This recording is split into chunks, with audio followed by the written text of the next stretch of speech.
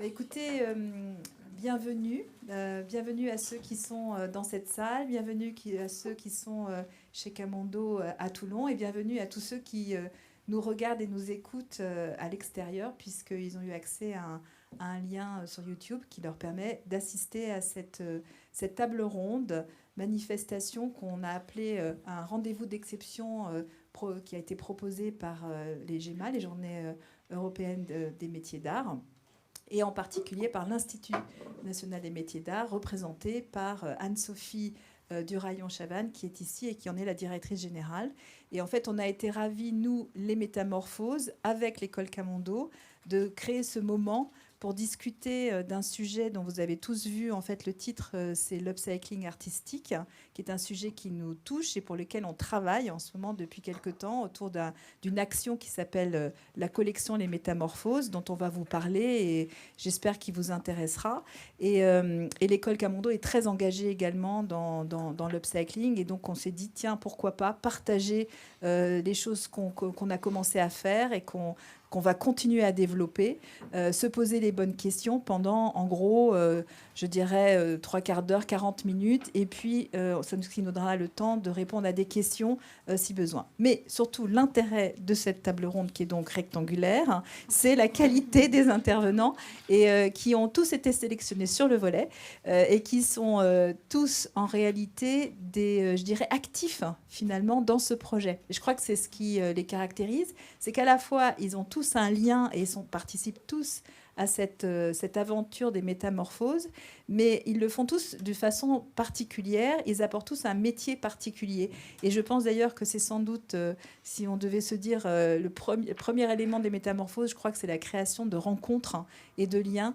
Je pense que c'est sans doute une des choses dont je suis personnellement le plus fière, avec Sandrine ici présente. Je vais peut-être commencer par toi, Sandrine. Si tu veux te présenter, je vous passe le micro, comme ça vous faites chacun votre tour, et après on pourra commencer. Donc, je suis Sandrine Courroyer, cofondatrice de l'association Les Métamorphoses avec Valérie Acari.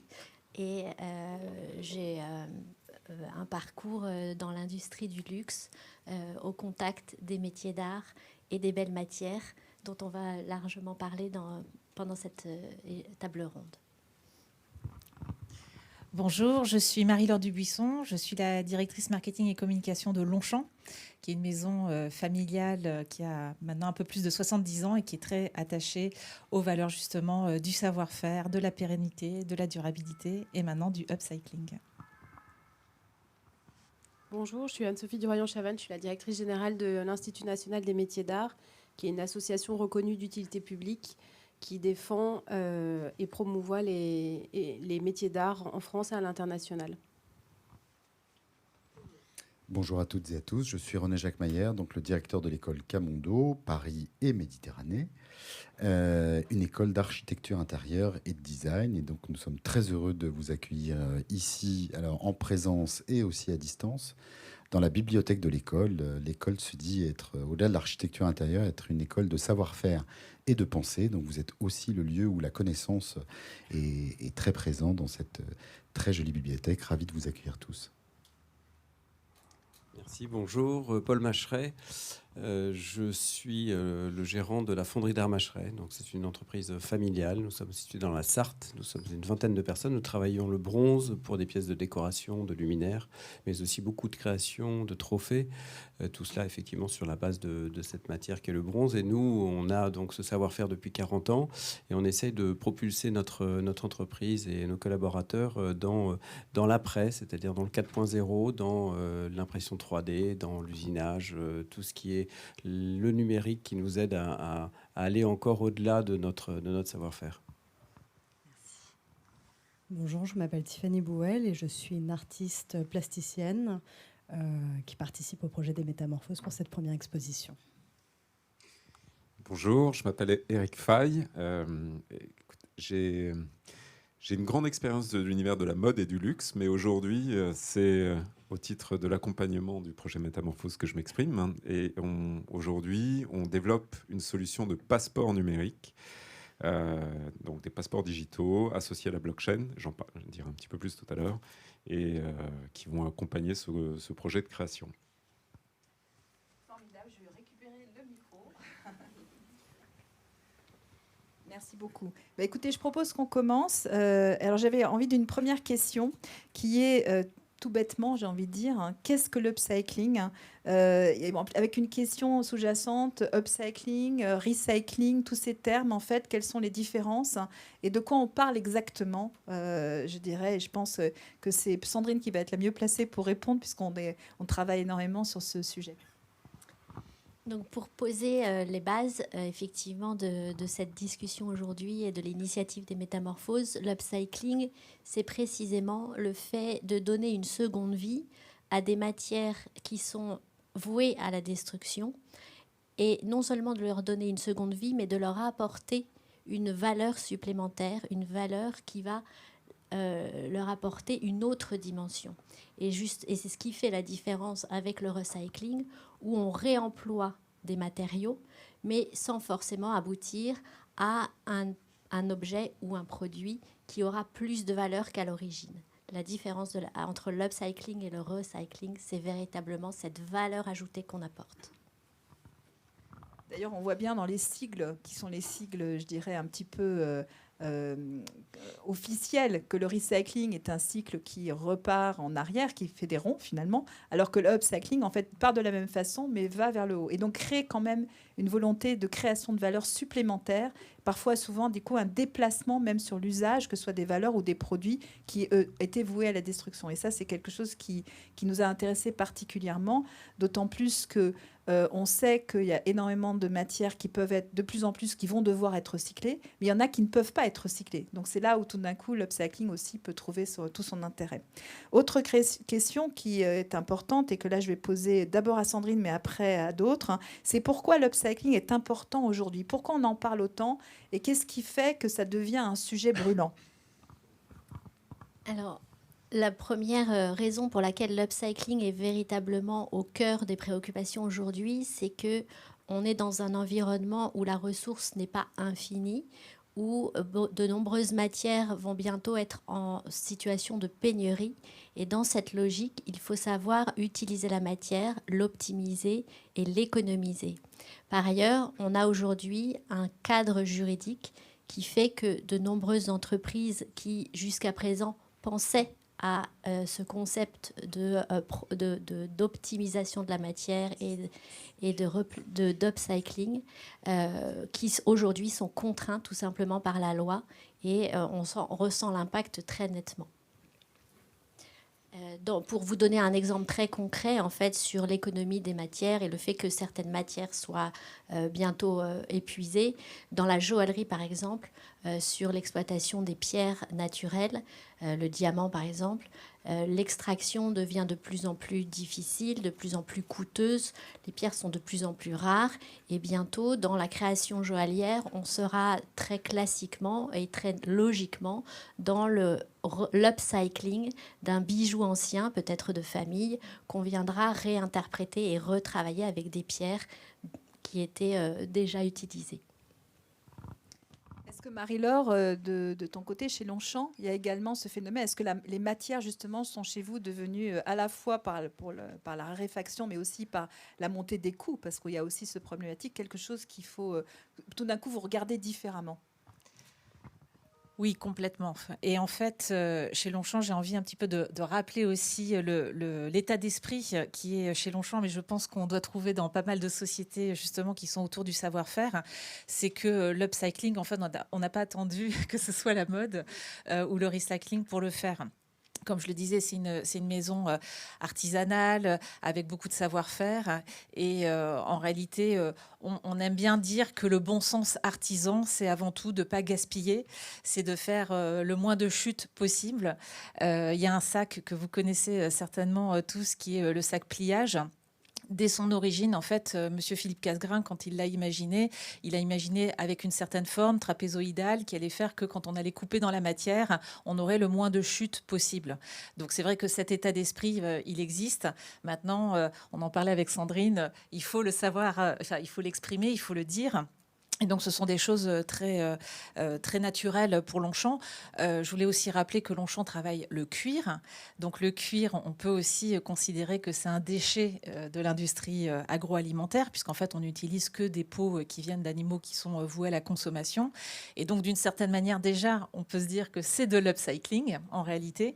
Le cuir, c'est aussi un matériau très noble quand il est travaillé, qui, quand il est de très bonne facture, va durer.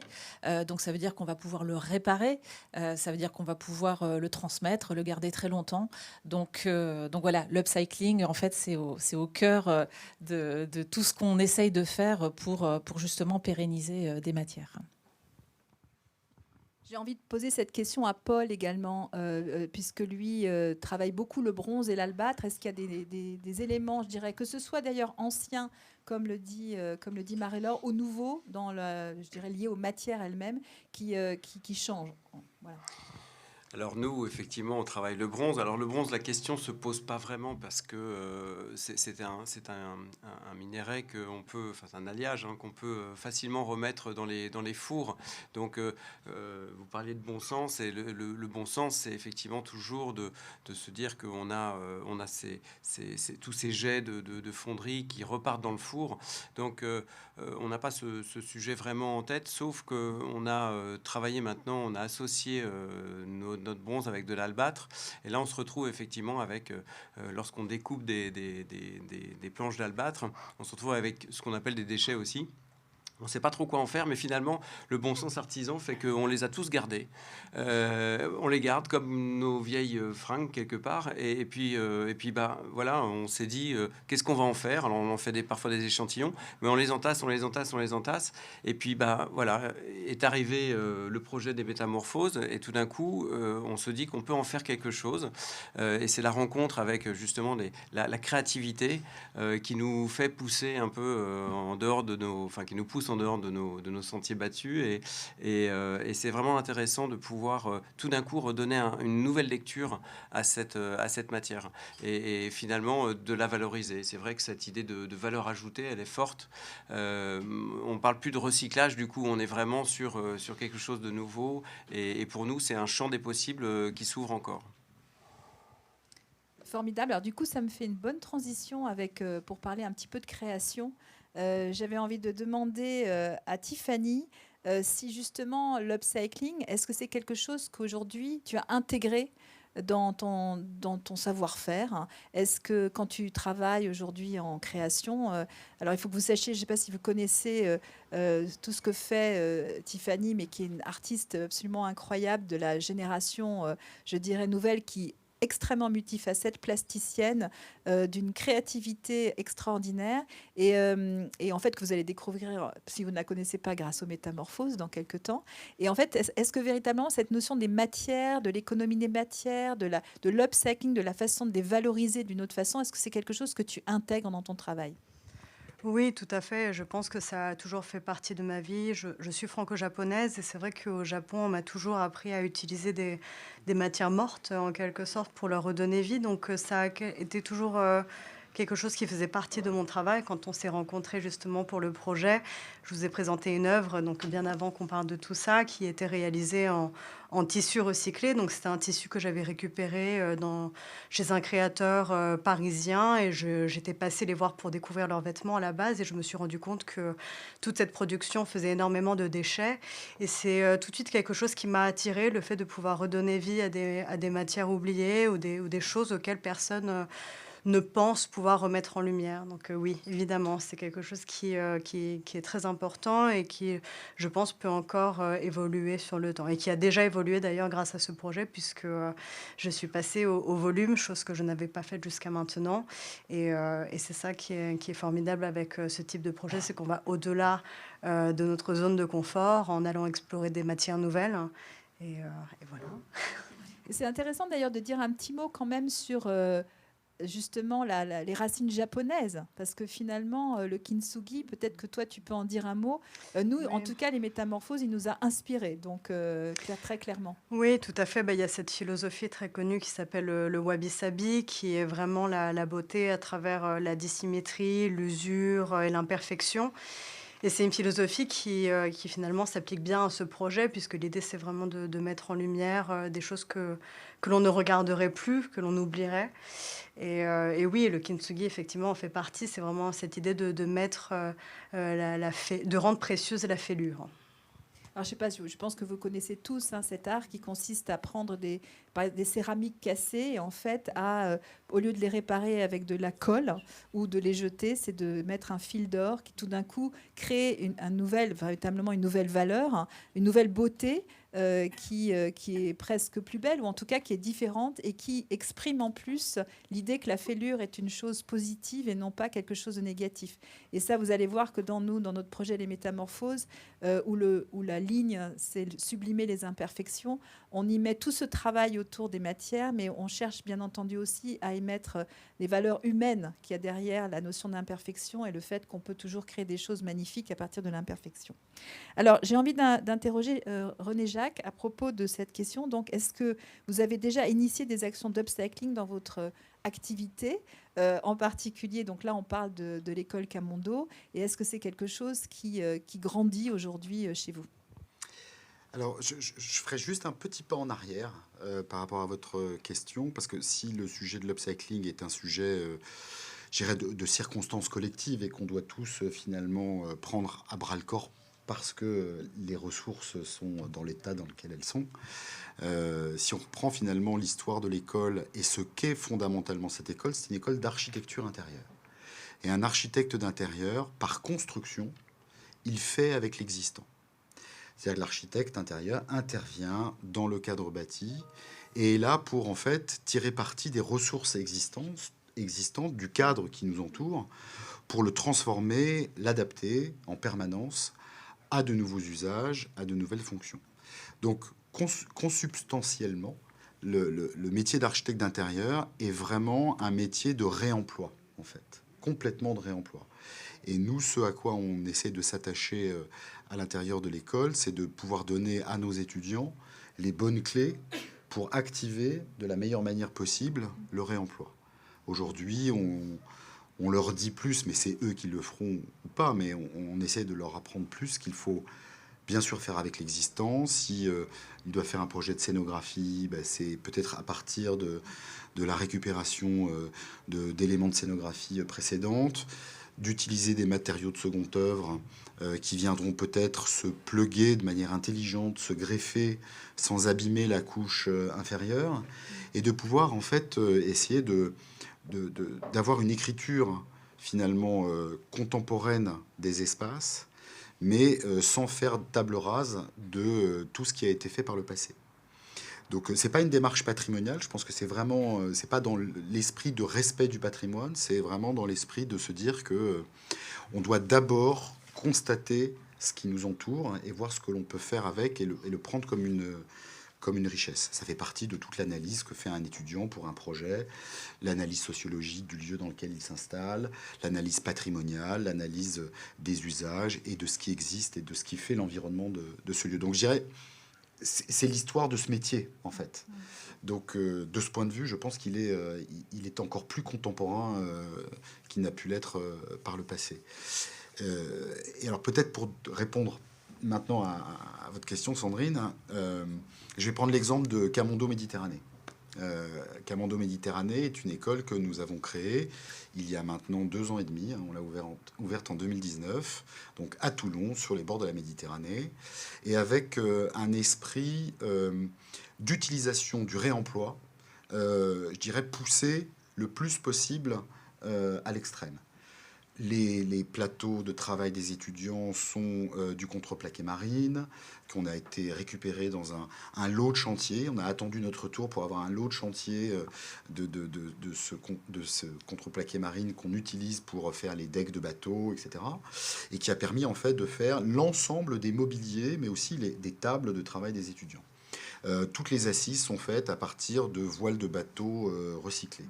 Et puis, c'est aussi une manière, dans cette école, de penser l'utilisation des ressources locales comme devant être prioritaire pour aménager les espaces. Donc, le liège du Var, un certain nombre de matériaux, y compris d'ailleurs l'utilisation de la peinture en trompe-l'œil pour représenter en fait l'ensemble des pierres de la région sur du mobilier qui est du mobilier, on va dire, d'étudiants, qui permettent aussi d'être une sorte de matériothèque un peu vivante, sans avoir la matière elle-même, mais en ayant une astuce, une sorte un trompe-l'œil qui permet finalement d'avoir cette matière sans avoir les coûts qui y sont associés. Donc toute l'école telle qu'elle a été créée dans le Sud, et que je vous invite à visiter quand vous voulez. L'école qui a été créée il y a combien de temps maintenant? De septembre 2019. Et vraiment dans cet esprit, et pour peut-être terminer, ne pas être trop long, mais l'idée c'était de se dire aussi, la commande était la suivante, qu'on a passé à un architecte d'intérieur, qui en l'occurrence est un ancien de Camondo, c'était de dire que ces espaces doivent être des espaces totalement transformables, parce que l'idée c'est de se dire qu'aussi l'environnement d'apprentissage dans lequel vous êtes est très important. L'environnement d'apprentissage dit des choses aussi sur la manière dont vous allez aussi peut-être plus tard exercer votre profession, votre métier. Donc l'idée d'avoir une école qui soit à la fois agile et mobile, elle peut s'externaliser totalement, s'embarquer à l'extérieur, mais qu'elle soit une forme de référence aussi en termes de matériaux, mais aussi en termes d'usage de vie à l'intérieur de l'école, avec des comportements responsables sur la question, évidemment, comme on le fait tous, la question du traitement de ces déchets, etc. Mais de dire qu'il y a une forme de philosophie d'usage général de ce qu'est une école, de ce qu'est un lieu qu'on partage tous collectivement. Donc vraiment avec une forme d'attention très particulière. Il n'y a pas d'atelier. Alors ça va peut-être choquer certains d'entre vous, pardon. Il n'y a pas d'atelier à l'école Camondo Méditerranée, il n'y a pas d'atelier bois, mais il y a un garage. On appelle ça le garage, et en fait ce garage c'est une sorte d'énorme ressourcerie. C'est-à-dire qu'à partir du moment où on fait un workshop avec le liège du Var, la canne de Provence, le rotin au-dessus de Nice, on récupère tous les matériaux qui n'ont pas été utilisés, on les accumule, et c'est un objet de richesse et d'inspiration pour essayer d'exprimer de la manière la plus frugale et la plus efficace aussi, finalement, leurs intentions et leurs idées. Donc, pas d'atelier bois, pas d'atelier céramique, pas d'atelier de ferronnerie. Voilà. Mais c'est un vrai parti pris de se dire que on leur donne tous les éléments pour qu'ils puissent exprimer par des maquettes, parce que dans une école comme la nôtre, on fait des projets, on fait des maquettes, on fait on donne une forme de matérialité à ce que font les étudiants, qu'ils arrivent à le faire dans une forme d'économie de moyens et de frugalité de principe, en réutilisant et en réemployant des matières locales. C'est marrant parce que j'ai eu une conversation avec la fondation Luma, qui a fait un travail extrêmement important, justement là pour le coup dans la Camargue, mais de cette réappropriation en fait des richesses, donc là qui sont les matières locales et la façon dont tout d'un coup on arrive en les transformant, en imaginant. En fait, la part d'imagination et de science qui sont toujours ensemble, c'est bien pour ça, on a bien quelqu'un de la technologie ici, et Paul parlait aussi de l'importance de la technologie. C'est vraiment à la fois la création et la technologie peuvent permettre tout d'un coup de développer des choses incroyables à partir de ressources locales, vraiment tout là. et de créer, je pense, une véritable écriture. Ouais. C'est-à-dire qu'on n'est pas dans une écriture dite, on va dire, du recyclage, de la palette, voilà, ce qu'on a tous vu un peu partout, et ce qui est très bien. Mais je pense qu'on a dépassé tout ce stade et que tout le monde maintenant est dans une forme de recherche d'écriture formelle qui tienne compte de cette intelligence de réemploi des formes et d'adjonction de matière, et d'adjonction d'éléments qui finalement arrivent à répondre à toutes les attentes, que ce soit les attentes du luxe ou que ce soit les attentes, je dirais, d'un habitat plus simple ou d'une fonctionnalité plus simple. Mais on est vraiment dans cette période intéressante, et je pense que tout le projet des Métamorphoses va dans ce sens-là et contribue à ça, c'est de trouver des formes d'écriture, alors soit totalement plastique, et là je dirais il n'y a pas forcément de fonctionnalité, mais y compris dans la perception des objets qui font notre quotidien, et donc d'éléments plus, on va dire, de design. Là aussi, on sent qu'il y a quelque chose qui est en train de s'écrire, et vraiment de manière très, très intéressante et très créative et très inventive. Alors, ça me fait une petite transition avec Sandrine sur les métamorphoses. Est-ce que, Sandrine, tu voudrais justement donner les fondements des métamorphoses, et après, on pourra parler chacun de la façon dont il a appréhendé ce projet. Donc les métamorphoses, vous l'avez bien sûr compris, c'est une volonté de mettre en avant les matières vouées à la destruction que l'on a collectées auprès des belles manufactures françaises, entreprises du patrimoine vivant, souvent centenaires, qui fournissent les grandes maisons de l'industrie du luxe. Donc on a ainsi collecté des matières très variées, du textile, de la dentelle, du cuir, du cristal, du verre, du marbre, du bronze, de l'albâtre, du bois, de l'ardoise. On a une grande diversité de matières qu'on a proposées et apportées auprès d'artistes contemporains pour qu'ils apportent, eux, une proposition créative inscrite dans l'art de vivre, idéalement, avec ces matériaux. Donc, dans le concept de l'upcycling, c'est-à-dire en mettant en œuvre ces matières, en leur apportant non seulement une valorisation, une revalorisation et une seconde vie, mais en leur apportant une nouvelle valeur dans une fonctionnalité spécifique et au contact d'artisans d'art, donc en valorisant les métiers d'art français qui font vraiment partie intégrante de notre patrimoine. Et ce qui est important dans cette démarche des métamorphoses, c'est qu'on est parti de la matière et on donne une valeur à la fois esthétique, également émotionnelle par toutes les rencontres qui sont créées et suscitées à l'occasion de ces créations. Et la démarche, l'émotion et l'humanité dans ces rencontres est assez marquante. Et également une valeur économique, puisque comme on l'exprime tous, l'upcycling, c'est véritablement apporter une valeur en plus qui fait que l'objet que l'on va créer avec ces matières qui devaient être détruites, finalement, va être une pièce remarquable avec une valeur économique très importante et très en phase même avec cette industrie du luxe qui recherche beaucoup pour lesquels la valeur des objets est très importante. Là, on est vraiment totalement cohérent. Et ce qui est important aussi dans les métamorphoses, c'est qu'on a on a voulu intégrer la technologie pour authentifier, certifier tous les acteurs qui auront contribué à cette initiative, mettre la lumière sur les partenaires qui d'habitude œuvrent dans l'ombre, et en particulier toutes ces manufactures qui fournissent les grandes maisons. On va pouvoir, grâce au passeport numérique, avoir la visibilité parce que dans ces passeports, on va inscrire tout le savoir-faire de chacun des partenaires, tout le savoir-faire de chaque maison et de chaque manufacture, et puis tout le parcours artistique des artistes, puisque vous le comprendrez, dans la collection des métamorphoses, chaque œuvre sera décrite non seulement autour de l'artiste, mais autour des manufactures et autour des artisans d'art qui l'auront fait naître. Alors c'est important, je voudrais juste rebondir sur un terme, le mot économique. C'est-à-dire que pour nous, c'est un projet qui c'est une association d'intérêt général à but non lucratif. Mais en fait, nous avons absolument voulu que les acteurs soient rémunérés. C'est-à-dire qu'on ne fait pas justement une action qui est une action bénévole pour tout le monde. Allez, tout le monde participe à un joli projet sur l'upcycling. En fait, on travaille véritablement sur un projet avec des matières qui, elles, nous sont données. Là, les matières nous sont données parce que c'est des matières qui devraient normalement être détruites.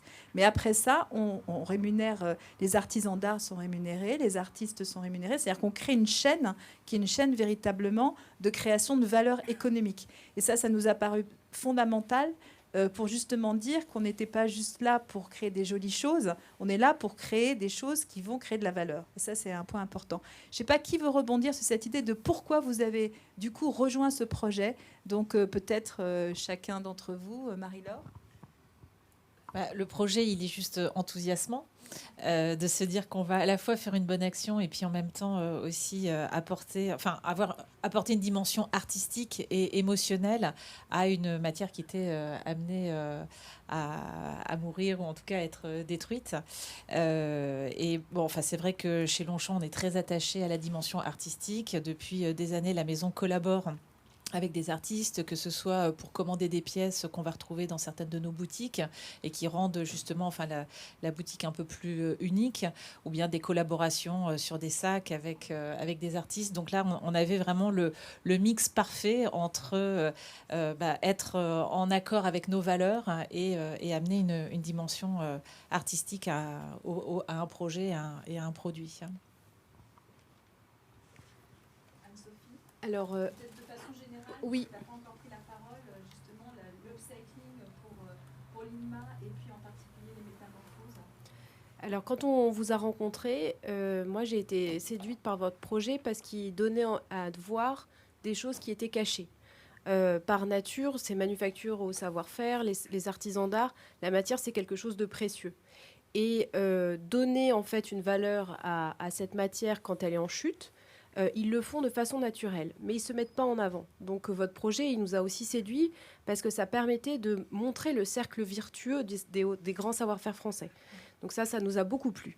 Et la deuxième chose aussi qui nous a plu, et c'est pour ça qu'on a souhaité vraiment vous accompagner, enfin être partenaire de ce projet, c'est également ce que vous disiez sur la valeur ajoutée qu'on donne aux pièces. On traite souvent les métiers d'art avec un aspect culturel, c'est bien, ils ont un aspect culturel, mais ils ont aussi un aspect économique. Et on ne peut pas dissocier les deux.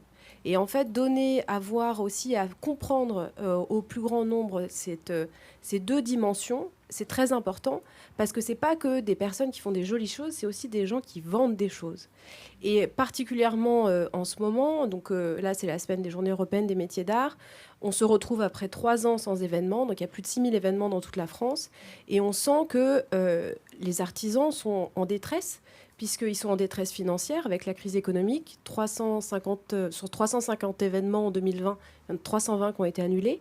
Il faut savoir que 76% d'entre eux ne vendent que par les foires et les salons. Donc c'est quand même très compliqué. Donc détresse économique, mais aussi détresse affective, parce que quand on est seul dans son atelier, on ne sait pas forcément vers qui se tourner. Et se donner la chance en fait à des artisans de montrer leur savoir-faire, de parler d'upcycling, mais qui est quelque chose qui existe en fait chez eux depuis très longtemps. Effectivement, c'est un moment opportun, comme vous disiez en ce moment, de parler d'upcycling, mais c'était quelque chose qui faisait partie de la société française, y compris dans les foyers. On reprisait ces rideaux, ensuite on les enlevait, on en faisait des robes. Quand c'était usé, on en faisait des quilts ou des patchwork. Et ça faisait partie aussi du quotidien. Et en fait, redonner à voir, réouvrir les yeux aussi sur toutes ces pratiques-là, à la fois chez les indépendants, mais aussi dans les grandes manufactures, qui sont effectivement soit des maisons de luxe, soit à l'antichambre du luxe, qui sont vraiment des marques très premium, ou qui sont fournisseurs ou sous-traitants, c'est une très bonne chose. Voilà. Formidable.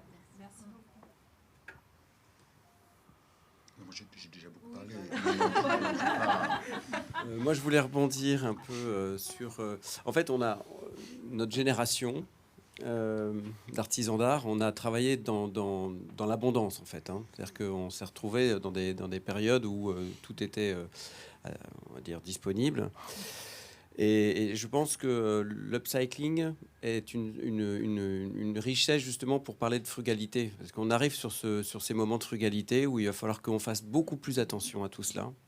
Et je trouve que ça vient à un point nommé, c'est-à-dire que on parle plus de recyclage, on ne parle plus de je ne vais pas gâcher. Là, avec l'upcycling, c'est vraiment de créer quelque chose de encore plus, voilà, de plus fort, de plus haut, de plus nouveau. Et donc c'est une vision positive finalement de cette période qu'on va devoir traverser tous ensemble et comment on s'en sort. Et je trouve que nous, à travers les métamorphoses, c'était aussi la rencontre avec des créateurs qui, pour notre part, ne travaillaient pas forcément sur nos matières. Et c'est ça qui est enrichissant aussi, c'est que ça va nous amener à travailler, à reconsidérer les matières qu'on utilise à travers un prisme, un regard différent, avec des créateurs, des artistes qui vont nous amener, qui vont nous faire sortir de notre zone de confort. Donc ça, c'est un vrai intérêt pour nous, aussi pour nos collaborateurs qui vont devoir mettre à contribution leur savoir-faire, aller puiser sur des savoir-faire qu'ils avaient peut-être même oubliés. Et voilà, donc c'est pour ça qu'on s'est engagé dans les métamorphoses. Tiffany, tu as déjà un petit peu dit pourquoi tu es rentrée dans les métamorphoses. Tout de suite, c'est vrai qu'on a senti qu'on était on parlait le même langage, en fait, c'est ce que tu disais tout à l'heure. Ah oui, j'étais très enthousiaste, c'est sûr. J'aurais du mal à ajouter un mot par rapport à tout ce qui a été dit en toute honnêteté. Je suis en pleine production actuellement, donc Pour nous, hein. Oui, pour vous, exclusivement pour vous actuellement. On est, je pense que pour tous les artistes actuellement, on est en fin de production d'ailleurs. On est en train de voir le bout de cette période et ça a été très mouvementé. C'est vrai que la pandémie a eu un énorme impact aussi dans notre manière d'aborder les matériaux. Et moi, effectivement, j'y repensais justement. J'ai commencé à recycler des matières pendant le premier confinement, où finalement je me suis retrouvée avec un matériel très réduit par rapport à ce que je pouvais avoir accès dans mon atelier ou en étant en ville. Et c'est vrai que ce projet est complètement cohérent aussi par rapport à la pandémie de laquelle nous sortons, dans le sens où on nous a fait prendre conscience que certaines choses pouvaient changer, que certaines choses étaient importantes aussi. Je crois que l'actualité même d'aujourd'hui nous fait prendre conscience de ces choses-là et à quel point c'est important. Donc en tant que plasticienne, évidemment que je suis très réceptive à ce projet et que quand vous en avez parlé, je me suis même demandé pourquoi ça n'avait pas eu lieu avant. Ah c'est Marie-Laure. Oui. Je voulais rajouter quelque chose sur l'actualité parce que c'est vrai, comme tu dis, évidemment, la pandémie a fait prendre conscience de beaucoup de choses, mais je crois, en France, c'est sûr, mais à l'international aussi, je pense que l'incendie de Notre-Dame en 2019 a aussi énormément marqué les esprits. Et en fait, tout d'un coup, on s'est dit, mais si ça se trouve, on va jamais savoir la reconstruire. En tout cas, à l'identique, on est en train de perdre des savoir-faire. On est en train finalement de plus savoir comment faire ces choses merveilleuses. Et je crois que ça donne un vrai regain au métier d'art. Moi, à titre perso, je suis très contente qu'elle soit refaite à l'identique avec des chênes français. Mais au-delà de ça, je pense il y a un côté rassurant aussi à se dire que on revient à de la matière qui allait être perdue, mais en fait qui est essentielle et qui tout simplement nous fait du bien. C'est assez réconfortant aussi comme projet, je trouve. C'est un projet qui a plein de ressorts et c'est amusant parce que j'ai discuté avec une maman ici présente qui est venue avec sa fille Thècle, qui a un très beau prénom, et qui envisage de travailler justement, de se lancer, qui est toute jeune, pourquoi pas, dans ces métiers d'art. Et je disais à quel point c'était des choses qui aujourd'hui étaient fortes et qui prenaient de la valeur chaque jour pour toutes les raisons que vous venez de dire en fait. Alors j'ai envie de poser, parce qu'effectivement Eric, donc l'homme de la technologie, Sorga travaille sur des passeports numériques inviolables. Est-ce que, vraiment, mais quelques mots très très faciles, tu peux nous expliquer ce que c'est et en quoi ça joue un rôle dans la valorisation de l'upcycling? Je vais répondre à ta question d'avant, si tu me Si permets. tu veux, si et tu après veux. à celle-ci. Non, mais je pense que c'est intéressant. On est dans un monde artistique. Et le pourquoi est-ce qu'on s'est associé, Sorga, à ce projet? Parce qu'on s'est posé la question.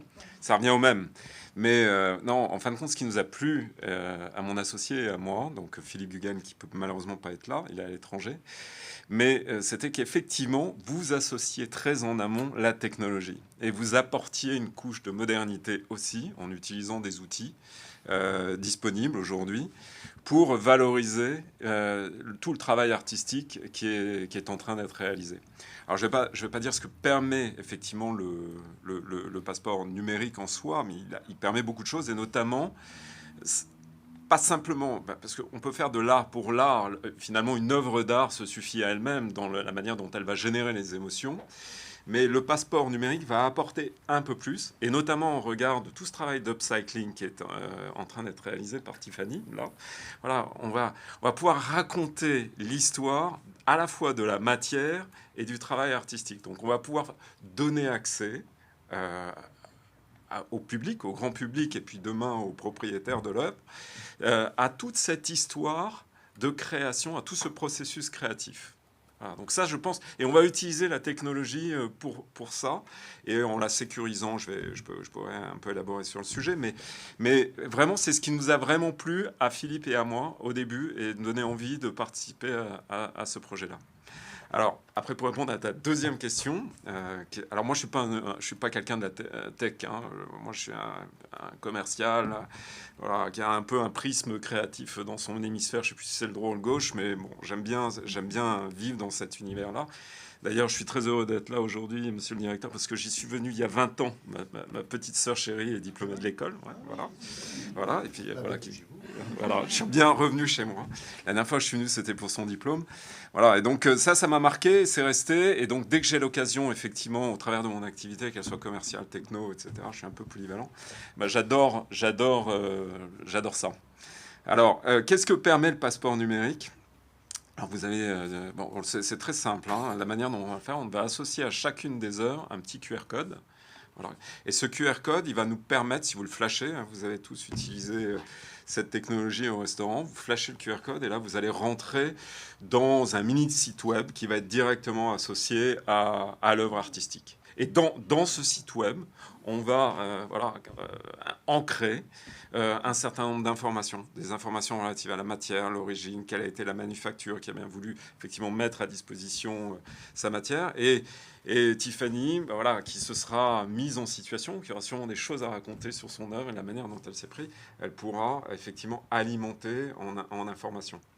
Et ça, on peut le faire grâce au passeport numérique, non pas de manière figée, mais de manière dynamique, tout au long de la vie du produit, bien sûr dans sa phase créative, mais également après son exposition. Alors il peut être exposé à plusieurs endroits, mais également, je pense, vous êtes détenteur d'œuvres d'art, peut-être que vous ferez l'acquisition un jour des œuvres des artistes des Métamorphoses, mais vous pourrez également vous-même, en tant que propriétaire, dans ce passeport numérique, raconter votre propre expérience.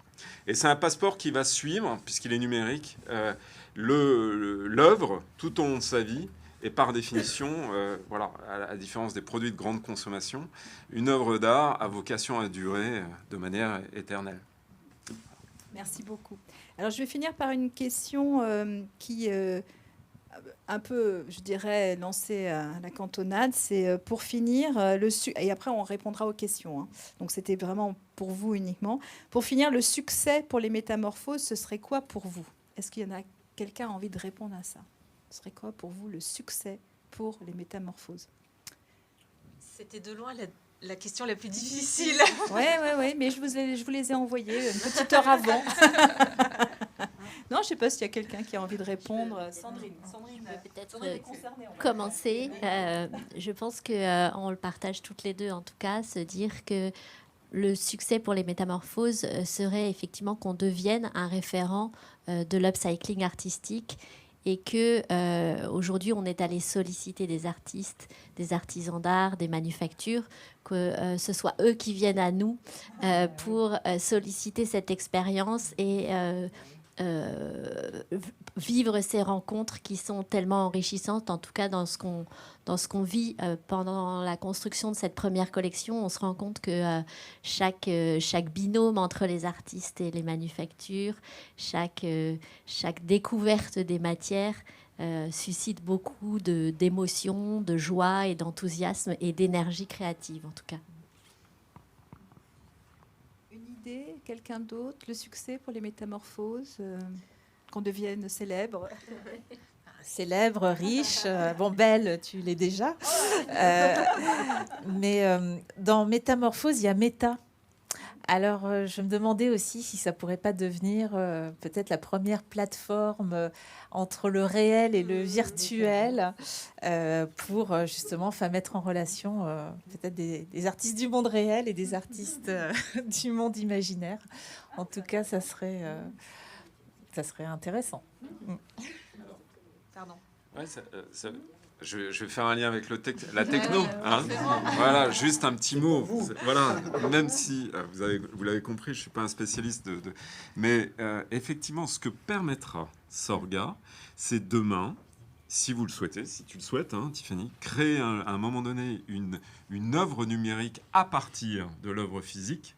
Ça sera possible et grâce au passeport, vous serez en capacité d'y associer une identité unitaire et de vous assurer de l'authenticité de l'œuvre numérique. Le passeport numérique, par définition, le fait pour le produit physique, mais pourra le faire pour ce qu'on appelle les NFT. Voilà. Donc vous pourrez créer vos NFT et les sécuriser. On voit que c'est un vrai sujet pour beaucoup de grandes maisons aujourd'hui, françaises. Voilà. Et je rajoute juste un point. Peut-être en réponse, le succès, voilà, c'est une initiative française. Sorga est une entreprise 100% française en souveraineté numérique totale. C'est-à-dire que c'est une entreprise... Alors, on n'est pas à Toulon, on est à Marseille. Mais pas loin, hein. C'est pas grave. Voilà. En tout cas pour partie, on est assis sur des brevets français aussi, et toutes les données sont hébergées en France. Alors en fait, on est dans une bibliothèque, et une bibliothèque c'est aussi pour retracer l'histoire, et finalement pour moi, le succès des Métamorphoses et le succès donc de l'association de nos artisanats d'art avec des créateurs, ce serait que finalement ce mot d'upcycling n'existe plus dans quelques années. C'est-à-dire qu'en fait, ça devienne une norme et que ça devienne qu'on ne le voit plus que à travers les livres où on nous disait dans les années 2020, il y a eu l'upcycling et qui a donné ça. Voilà.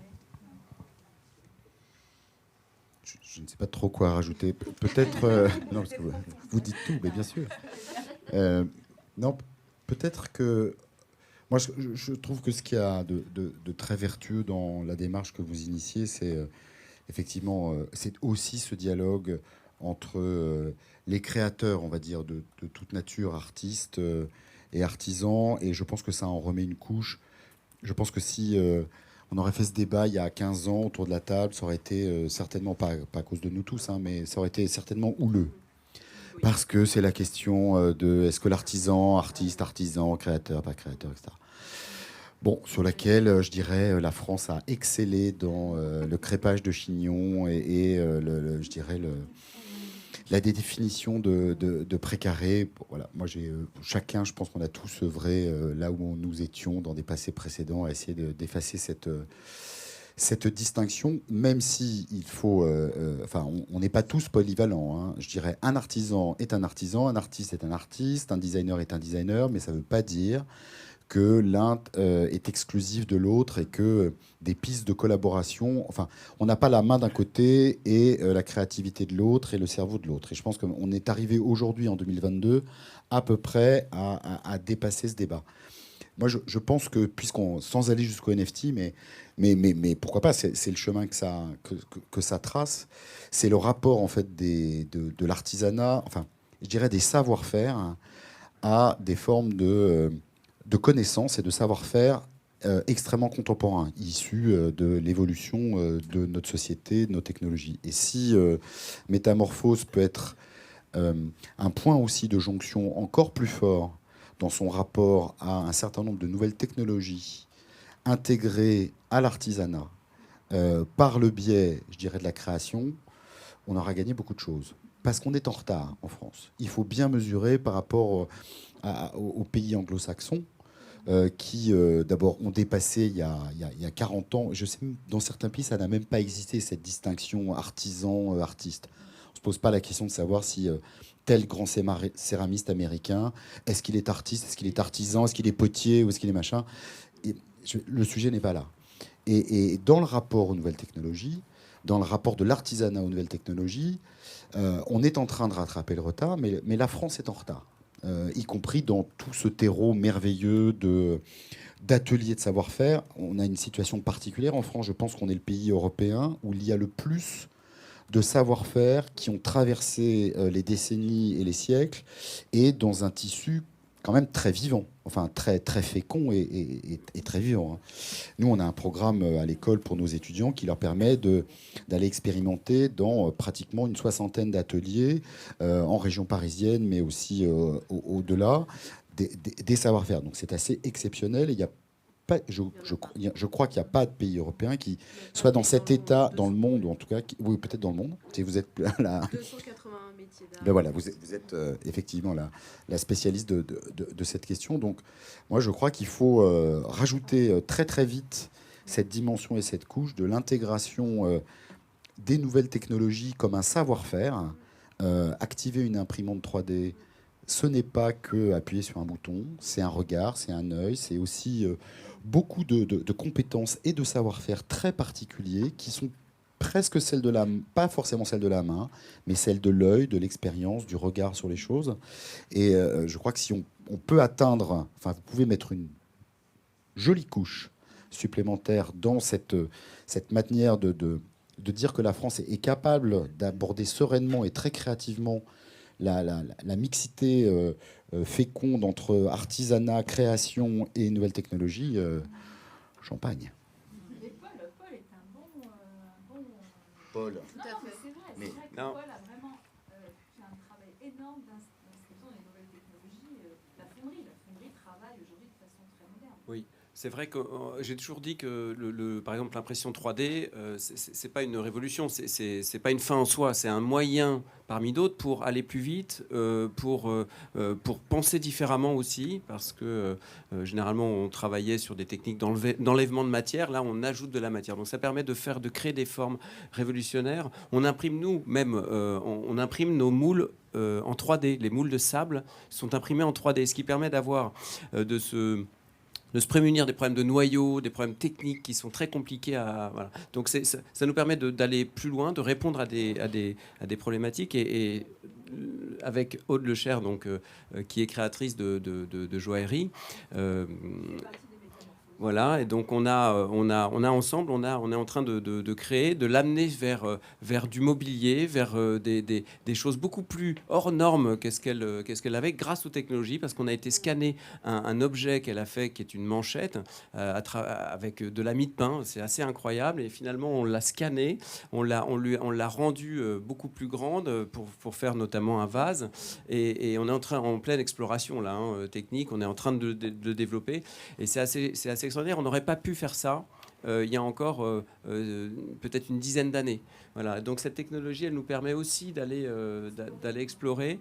Et en plus, on réutilise des déchets de bronze qui sont des copeaux d'usinage, etc., dont on ne fait rien d'ailleurs, et pour les remettre dans le four. Et ça amène quelque chose aussi, c'est qu'on va avoir des défauts.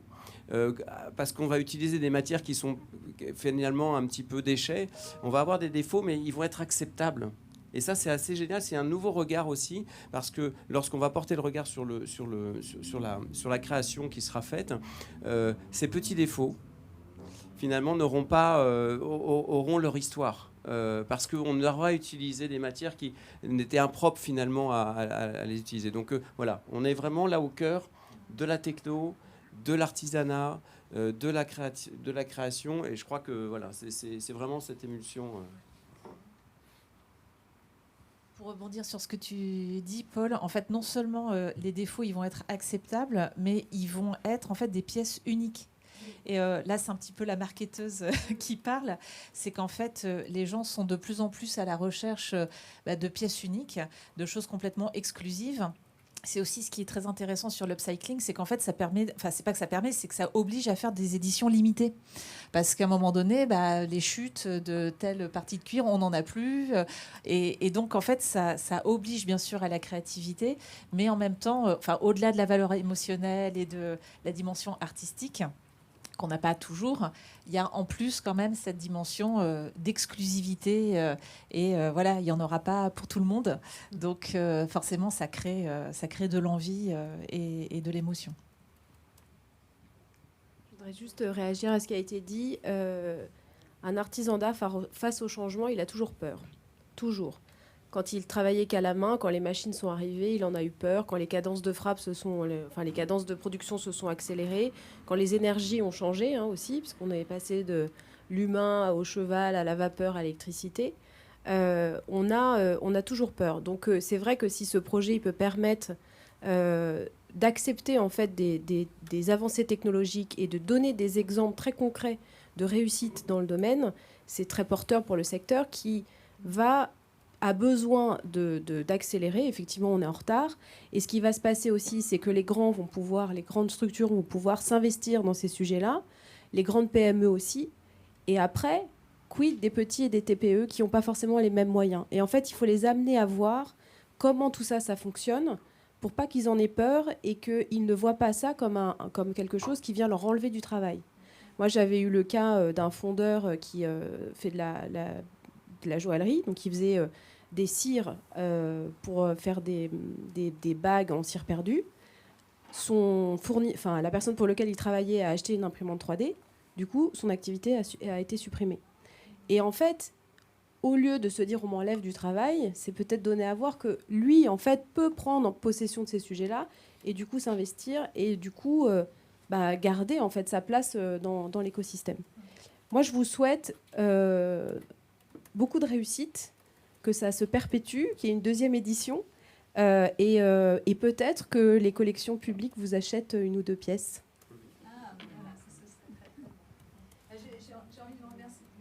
Alors déjà, on a déjà prévu la deuxième édition, puisqu'en fait, on est parti sur 3... Alors juste pour... troisième et quatrième. Non, 3, mais on a un cycle de 3. Et donc, juste pour information, cette fameuse collection qui va présenter donc, des œuvres de 12 artistes, plus 9 œuvres d'étudiants de l'école Camondo. Ça, c'est très important. C'est-à-dire que pareil, je pense que cette idée, à un moment donné, du lien et de l'ouverture, c'est justement pas de se dire, tiens, il y a des artistes confirmés de l'autre, puis il y a des étudiants. Non, en fait, nous, on a voulu qu'il y ait des artistes très confirmés, de nouvelles générations et carrément des étudiants. Et en fait, vous aurez l'occasion de commencer à voir ces collections à partir du mois de juin. Du 9 au 12 juin, nous serons dans la chapelle Saint-Martin au musée des Arts et Métiers. Voilà, et ça se continuera ensuite au deuxième semestre. Donc, on aura comme ça des expositions un petit peu différentes qui ne montreront pas nécessairement tout. Mais bon, ça commence dès le mois de juin. Et je vous remercie infiniment. Je voudrais savoir s'il y a des questions. En fait, on a, bien entendu, comme toujours, été un petit peu plus long que prévu. Mais en même temps, je ne sais pas vous, mais moi, j'ai trouvé que, franchement, c'était un bon panel. Et puis surtout, tellement symbolique de l'idée dont parlait René Jacques, c'est-à-dire que chacun a son expertise, est vraiment là avec ce qu'il sait et ce qu'il a appris et le connaît très très bien, mais en même temps est capable de partager et d'être en lien avec les autres, et ça c'est vraiment formidable. Est-ce qu'il y a des questions? Alors après, je ne sais pas, les questions à l'extérieur, je ne sais pas y accéder malheureusement. Je ne sais pas si elles arrivent quelque part. Est-ce que l'exposition sera itinérante? Elle ira à Toulon par exemple? Pardon? Est-ce que l'exposition ira à Toulon ou sera itinérante? Au garage. Ah, alors on a en fait a priori a priori cette année, elle sera quand même d'abord plutôt parisienne, mais dès l'année prochaine, elle ne sera plus du tout à Paris. En fait, l'année prochaine, parce qu'il y a des thèmes en fait, et le thème de cette année, c'est, donc vous avez compris, c'est les métamorphoses, sublimer les imperfections. Et avec un thème cette année qui est la renaissance, le retour de la vie, le retour de la joie. Et c'est vrai qu'on a décidé qu'on voulait s'ancrer quand même dans un univers justement assez public, être dans des musées, avoir une visibilité quand même forte, entre guillemets, parisienne. Mais le thème de l'année prochaine, je peux déjà le dire, il est autour des jardins et de la nature. C'est vraiment l'éveil des sens dans les jardins et la nature. Et là, nous avons l'intention d'aller dans des jardins en France. Donc en fait, donc là, il suffit que tu nous trouves un beau jardin à côté de chez toi. Oui, quelques châteaux. Voilà. Dans la région des Pays de la Loire, ça va. Voilà, exactement. Oui, je pense que vous êtes pourvus. Donc effectivement, il y a une itinérance qui est prévue, mais en 2 temps en fait. Parce qu'en fait, on n'est quand même pas beaucoup, donc on est obligé de s'organiser quand même un petit peu. Et on aimerait bien tout faire d'un coup, mais ça va plutôt être en 2 temps. Est-ce que vous avez des questions ? Pas nécessairement. Donc, s'il n'y a pas de questions en plus, moi je trouve ça absolument... Il est exactement 17h.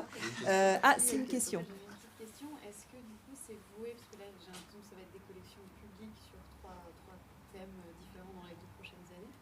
Et est-ce qu'il y aurait des collections privées qui pourraient s'adresser à des marques, par exemple des marques de luxe qui vous achèteraient est-ce que c'est une destination, est-ce que c'est destiné aussi à devenir lucratif et à s'adresser aux grandes maisons avec des partenariats sur leurs matières premières justement et leur chute? Alors c'est une très bonne question parce que on nous en a déjà parlé.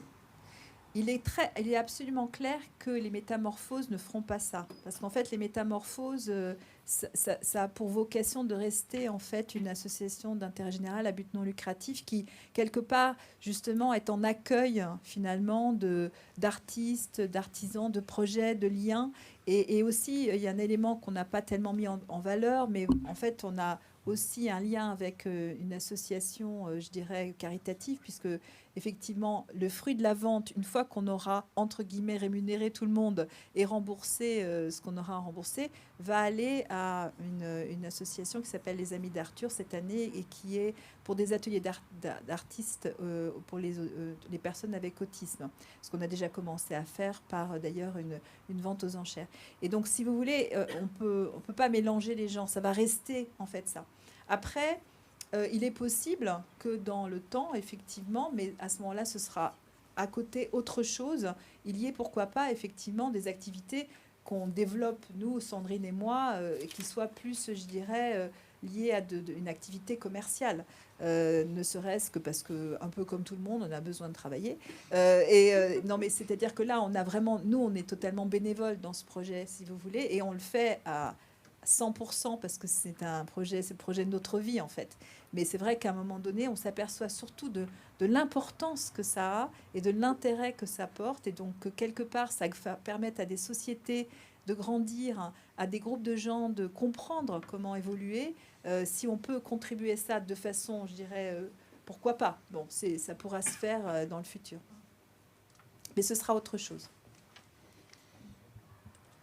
Est-ce que je peux me permettre de dire quelque chose? C'est Oui, pas une bien sûr. question. Ah. Ben non, c'est pas une question. Je voudrais quand même saluer, parce qu'elle est une formidable animatrice de table ronde et de conférences, mais non, il faut quand même saluer le travail quand même extraordinaire que vous faites. Vous êtes deux, aidés par quelques forces qui viennent vous donner un coup de main, mais arriver à faire tout ça en si peu de temps, mobiliser des énergies, parce qu'elles n'ont peur de rien.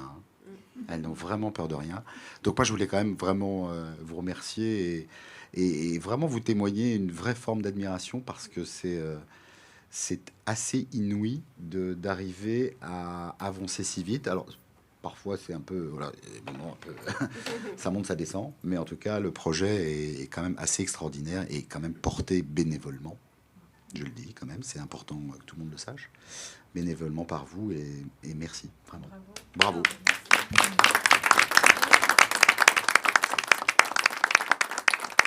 C'est la fameuse phrase d'Oscar Wilde.